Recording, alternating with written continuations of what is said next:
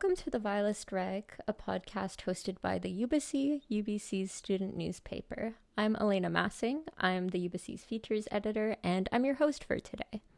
And I'm guessing that if you're listening, you're probably a student, in which case I hope the beginning of midterm season is treating you well. Maybe you're listening to this as a break from studying. So if you are, thanks for that. And if you're looking for other things to do that aren't necessarily exam related, you can take a look at a few of my favorite articles that have been published in the past week. So in news, contributor Zoe Stoyanovich and arts and culture editor Julian Coyle-Forst attended the 5th annual Intergenerational March on the National Day of Truth and Reconciliation. And I especially love the photos on this one. There's a lot of them. And those were taken by photo editor Sydney Shaw and senior photojournalist Zoe Wagner. And then in opinion, Quyen Schroeder is back again with Point of Inquiry, a column about our student union's governance and policies. So at the upcoming annual general meeting, the AMS is going to ask members to support bylaw amendments that give long-term stability to resource groups like the Social Justice Center and Pride Collective, but Quyen is asking if that stability is worth a restriction on autonomy. So you can take a look at the most recent Point of Inquiry for more of their thoughts on that. And in features, Deputy Managing and Opinion Editor Spencer Eisen speaks with Dr. Deirdre Noonan, who is an orthopedic surgeon who has spent the equivalent of 2 years doing humanitarian work in Gaza. So she's talking about her time there and why she thinks that we should stop ignoring attacks on healthcare institutions. Then in Arts and Culture, editor Julian Coyle-Forst attends the GRSJUA's Performative Man Contest, and he may have been wearing his best knits and his leather satchel, but don't get him confused for Mason Carter, who attended the contest on behalf of the humor section as a contestant. And things are looking good for both women's and men's soccer this week in the sports and rec section. You can get the play-by-play by senior sports reporter Maya Cesario and contributor Kian Gadsby. And you can read all of these pieces and more at our website, ubyssey.ca, which is updated daily. So in this episode of the Vilest Rag, I have another conversation with a member of our editorial board. And this week I spoke with Saumya Kamra, who is our managing editor, and she talks about her background in photography and how she feels she didn't know all that much about journalism before getting involved at the Ubyssey as a photographer. And she's one of the most creative people I know, so I do urge you to check out a lot of the projects that she mentions in this episode because they're absolutely worth it. And that conversation is coming up next, and you can stay tuned after that to learn about the AMS's past deal with Coca-Cola, unpacked by columnist Quyen Schroeder. And that's all from me for now, and we'll be back after a short break.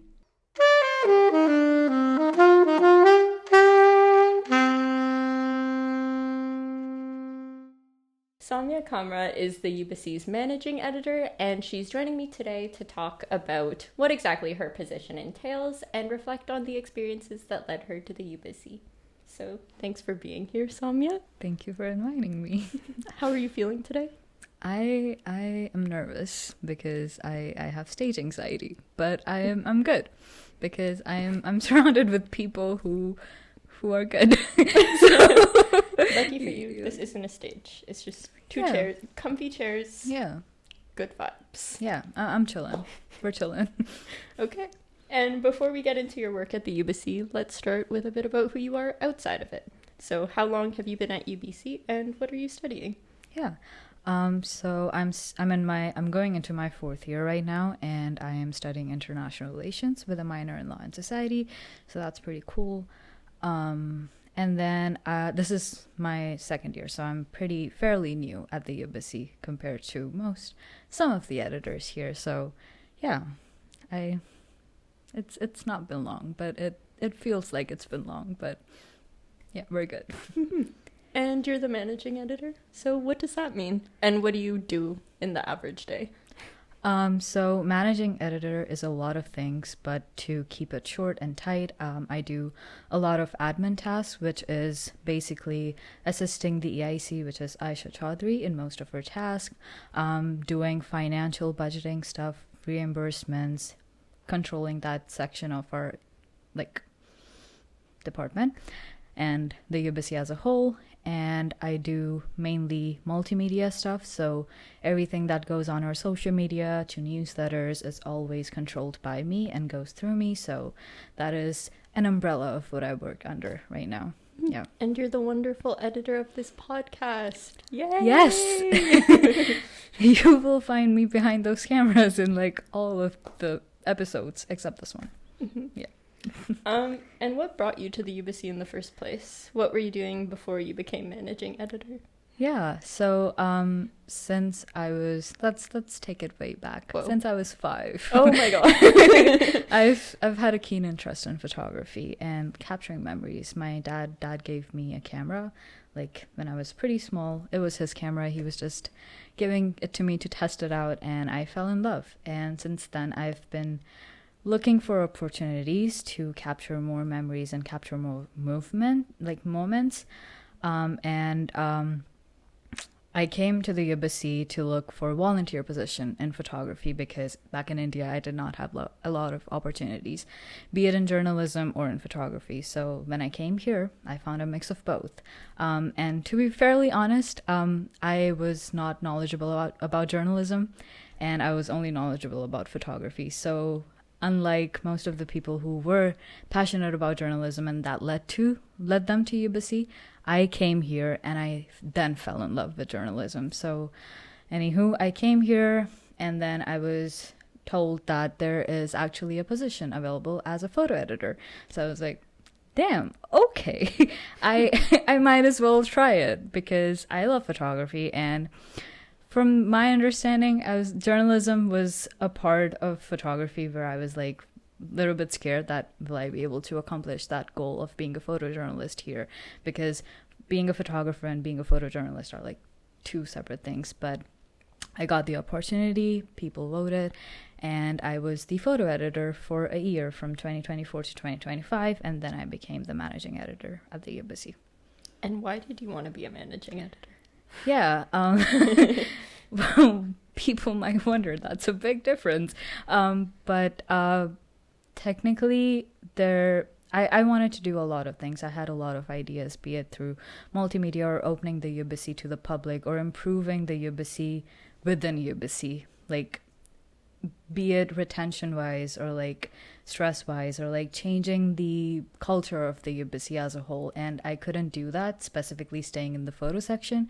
So I thought to myself, why not try a managing editor to bring that change into life? And so I did that, and I was given that opportunity by our community, and basically I came here just so I can put those ideas into action, improve the Ubyssey's culture as a whole, retention as a whole, improve the training that we have, which by the courtesy of Spencer Eisen, our deputy managing editor, and his efforts that he is putting right now into training our editors, that is pretty important to not repeat the things that we have done before. So I just want to be that thread, which is holding the Ubyssey all together and with love and with peace, basically. That's why I became the managing editor. Mm-hmm. And last year was our first year with a managing editor, and this is our first year with 2 managing editors, technically, with Spencer as deputy managing. So what's that like? What's working with him in that position like? I will say, pretty grateful that I have 2 people with me in this cabinet that we have, that we call the managing team. Aisha is a great reporter, and she has been working at the Ubyssey for so long. Spencer has a history with journalism too, and he has so much knowledge about laws that comes along with it.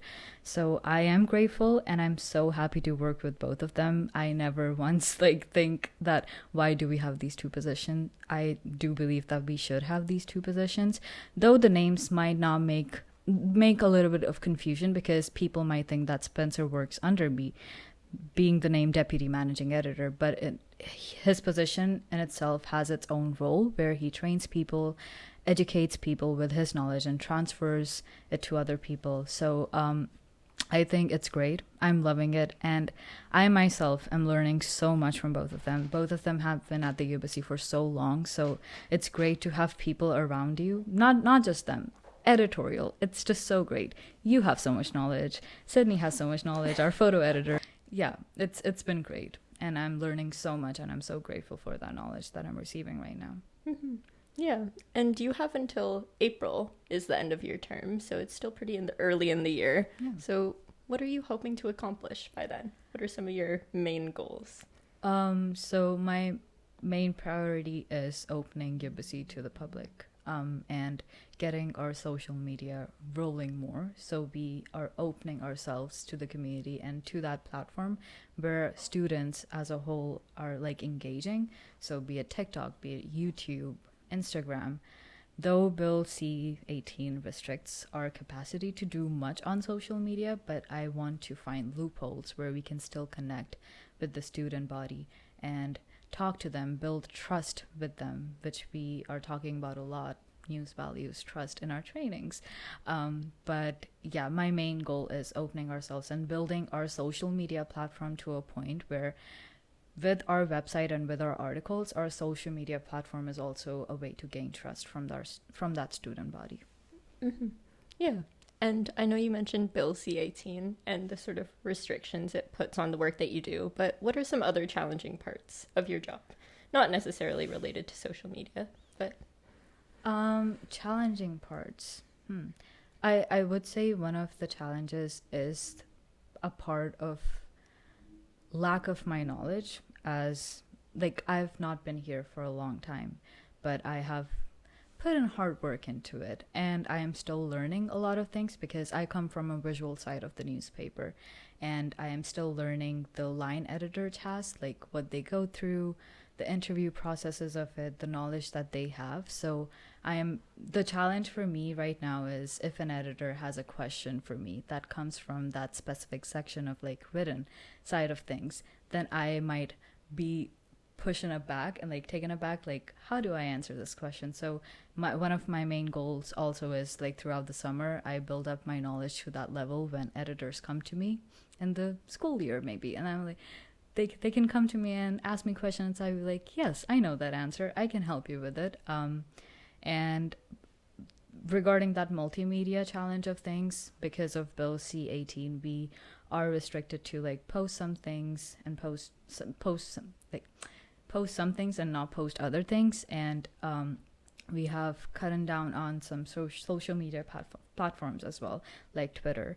So it right now is like restricted to Instagram and Bluesky being our main channels, and LinkedIn and TikTok being our secondary channels. So I just want to integrate them in a sense that they can work together and like collaborate with each other and like bring the community to us. And like, I don't know. Yeah. I don't know if that made sense or not. I'm collecting my thoughts. It does make sense. I think you're a very knowledgeable person. So. Stop. Okay, but yeah. And you are also a very talented photographer, and through like the special projects we've worked on, I think you have such a good eye for like design and how information can be presented well. But do you still get the chance to do a lot of that sort of creative work now that you're more focused on management tasks? And is that something you kind of miss? I do miss photography, but I am looking forward to like getting my hands onto cameras at times when the photo editor needs my help or some photo staff needs my help. So I'm always open to like helping each and every section. So that way I am opening my doors to like still keep my hands on camera while managing the management task. And as for designing part of it, I'm still doing the multimedia part, the designing and graphical sense of like social media, what goes on our social media, how those posts are designed, how those graphics are designed, what goes onto our newsletter, and how those designs are formed. So my hands are split between like 50-50. One is like handling management, one is like handling designs and visual stuff. But I do miss photography, but I'm still here. I'm still a part of the Ubyssey, and at the Ubyssey you can do any and everything. Whoa. That's so powerful. Yeah. Thanks. Do you have a favorite photo you've taken or a favorite project you've worked on during your time here? I would say in December 2024, I worked on the photo issue that was called The Essence. Not The Essence. My bad. Copy edited there. But there I interviewed an old photojournalist. His name was Ralph Bower, and he worked at the Vancouver Sun. So basically my project was capturing, like, bringing their lived experiences as a journalist back to this modern period of time and letting people know how journalism was back then, specifically putting emphasis on photojournalism. So I went back to his place. It was cozy, it was pretty, and he was so generous and kind that he brought his old cameras, his old articles, his old newspapers, and I clicked a picture of him looking through his old camera to my new camera, and that is one of my favorite shots that I've taken, like, at the Ubyssey in my term as a photo editor, because that is just showing a timeline from like 1940s to like 2025 and how that photojournalist is now seeing a new photojournalist, and the new photojournalist is learning from that old photojournalist. So there is a lot of emotions in that photo for me, and I love that photo. Mm-hmm. That entire issue was so beautiful. I loved it so much. Thank you. But yeah, to wrap things up, I have a question that I've been asking all the editors who come on the show, as you know, because you've watched all of them. So if you could swap lives with another editor, position or a specific person, who would it be and what would you do? I won't take time to answer because I've already prepared it, and it's your life, and because I have a reason. Elena is a part of a band named Hope Slide. Oh my god. And shout out. Hell yeah, they are so good. And my childhood fantasy was I want to be in a band. I wanna go on tours. I wanna sing. I wanna play the guitar, and I would love to be in their life when they're touring around and like having fun, having the best time of their lives. And music heals me, so I would love to be a part of it for a while. Thank you so much. Yeah, I think you can do music. You should do music. I don't think Let's so. start a band. I don't think so. Ubyssey band. Yuba band? Yuba band? Okay. Yeah, no, that's so enough. Cool. Thank you for taking the time to talk to me today. I really appreciate it. Thank you. Thank you for inviting me. Of course. That was Saumya Kamra. She's the Ubyssey's managing editor, and you can join me next week to learn about another member of our editorial team. And coming up in a few seconds, we'll be diving into a moment in Ubyssey's history with Quyen Schroeder.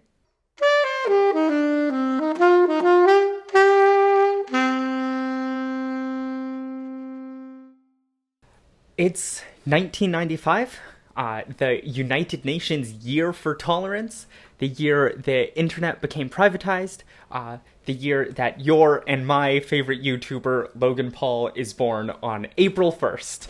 Speaking of April, in April of 1995, the Ubyssey invited the AMS into negotiations with Coca-Cola, a company that had been cocaine-free in its products for 66 years. Coca-Cola and Ubyssey wanted to sign an exclusive contract allowing only Coca-Cola beverages to be sold on campus, and they needed the AMS on board because 67% of the cold beverages sold on campus were sold in the Student Union building. In August of 1995, AMS Council discussed the cold beverage contract with Coca-Cola, and though the exact details of the contract weren't made public, the AMS said the deal would, quote, result in significant transfers of money to the AMS, unquote, and that they'd share the specifics of the arrangement with the public once the contract was signed. Now, I don't know if you know this, but foreshadowing is a literary device. Though council approved the deal in theory at that August council meeting, opposition to it still remained, both from within and outside of the union. The AMS coordinator of external affairs said, quote, I'm not sure that a student union should be entering into deals which centralize the power of multinational corporations, unquote, and even went on to claim that the deal was immoral. The Student Environment Center, or SEC, was the most vocal student group opposed to the Coke deal. In an October 1995 meeting, AMS Council tried to enter a private in-camera session, but instead of leaving the room, SEC member Jaggi Singh refused to leave.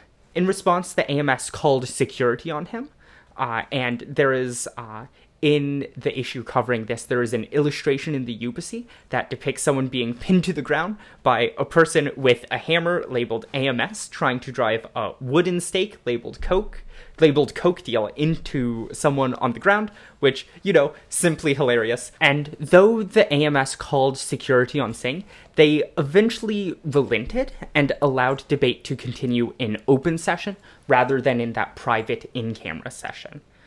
Despite opposition, the deal passed the university's Board of Governors in November of 1995, or if you're being specific about it, the Board of Governors Executive Committee, the rest of the board, was unable to see or vote on the final deal, but essentially it passed the Board of Governors.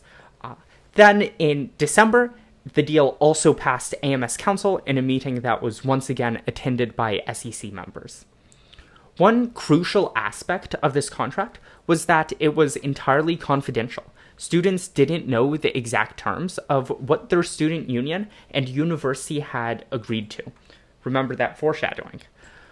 They only knew that they'd be limited to Coca-Cola products on campus.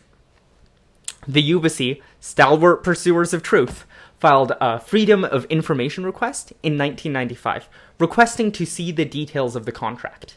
It wasn't until 2001 that the Ubyssey was finally able to access a copy of the contract, following protracted court cases and even an appeal to the Supreme Court of Canada. It was only at this point, 5 years into the 10-year contract, that students learned the precise terms of the agreement. Ubyssey and the AMS combined were to receive $8.5 million over the course of the 10-year contract, money they had previously stated would be spent on funding disability access on campus. However, according to the reporting of Stanley Trump, only $640,000 of that money, just 7.5%, was actually spent on increasing campus accessibility.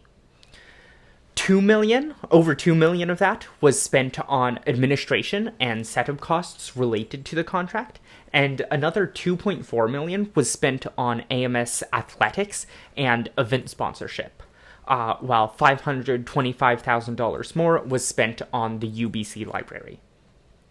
In exchange for that sum of money, the AMS and UBC agreed to only sell Coca-Cola brand cold beverages such as water, juice, and soda. Further, there was a minimum consumption quota in the deal, which meant that over the course of the 10-year contract, UBC and the AMS guaranteed that 33.6 million Coke products would be sold. That is 95 Coke products per student per year. Now, this may come as a surprise, but 95 products per student per year is a lot of Coca-Cola. And as it turns out, students were less willing to gorge themselves on sugary beverages than predicted. They only drank half of the 33.6 million products guaranteed by the contract. As a result of falling short of this minimum consumption set in place, there was a penalty that the contract would be extended an additional 2 years until 2007, for which neither UBC nor the AMS received any additional compensation. Following this initial contract, the AMS instituted a policy that they would not enter into any more exclusive cold beverage contracts, a policy they retracted a decade later in 2017. While UBC still has a contract with Coca-Cola, it's not as all-consuming as it once was, allowing UBC not to advertise particularly unhealthy beverages or to exclude those unhealthy beverages entirely at certain locations. Further, UBC's Healthy Beverage Initiative is focusing on increasing tap water consumption and is avoiding advertising the most unhealthy beverages.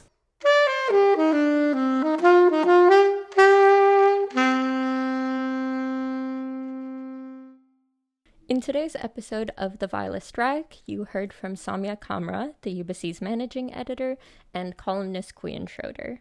The podcast is written and hosted by myself, Elena Massing, the Ubyssey's features editor, and the episode was filmed by Sydney Shaw and edited by Saumya Kamra.